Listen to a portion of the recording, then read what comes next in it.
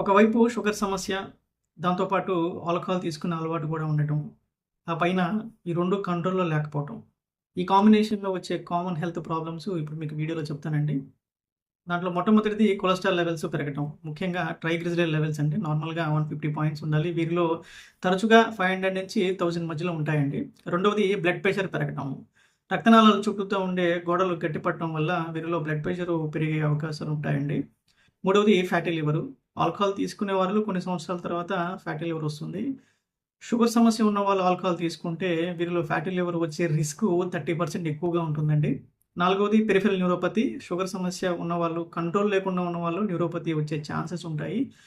వీరికి ఆల్కహాల్స్ అలవాటు కూడా ఉంటే వైటమిన్ బి12 డెఫిషియన్సీ వచ్చి కాళ్ళకి, చేతులకి విపరీతమైన తిమ్మిర్లు, మంటలు కూడా వస్తుంటాయండి. ఐదవది సెక్స్ సమస్యలండి. రక్తనాళాల్లో పూడికల వలన, న్యూరోపతి సమస్య వలన వీరిలో అంగస్తంభన సరిగ్గా ఉండదండి. దానివల్ల సెక్స్ సమస్యలు రావచ్చు.